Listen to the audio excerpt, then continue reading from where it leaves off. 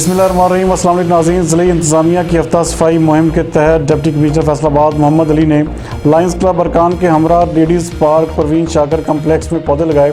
فیصل آباد سے ہمارے ڈویژنل بیورو چیف میاں اعجاز اسلم کے مطابق اس موقع پر additional deputy commissioner finance Asma اعجاز چیمہ اور لائن طارق جوید، محمد اسداللہ، راشد منیر، مویز خان، عبد الرحمان، رانا عاصم و دیگر بھی موجود تھے۔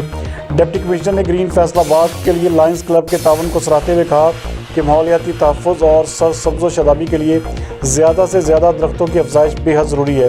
انہوں نے کہا کہ کلین اینڈ گرین پروگرام وزیر اعظم عمران خان کا انقلابی قدم ہے، کیونکہ ماحولیاتی تحفظ کو درپیش مسائل کے لیے جنگی بنیادوں پر کام کرنے کی ضرورت ہے۔ انہوں نے کہا کہ ہر شہری کو شجر کاری مہم میں بھرپور حصہ لے کر درختوں کو پروان چڑھانا چاہیے۔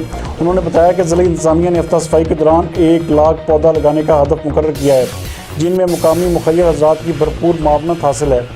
ڈپٹی کمشنر نے اس موقع پر پی ایچ اے کے بزرگ مالیوں کے لیے انعامات کا اعلان بھی کیا۔ لائنز کلب کے ارکان نے گرین فیصل آباد کے لیے ضلعی انتظامیہ کے اقدامات کو سراہتے ہوئے 50,000 پودے فراہم کرنے کا اعلان کیا اور کہا کہ لائنز کلب کی طرف سے SOS village, child protection bureau اور ماڈل چلڈرن ہوم کے بچوں کی ہیلتھ اسکریننگ اور دیگر طبی سہولیات بھی فراہم کی جائیں گی۔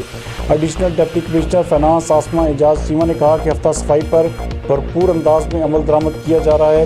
اس سلسلے میں شہر بھر میں صفائی کے عمل کی نگرانی اور زیادہ سے زیادہ پودے لگائے جا رہے ہیں۔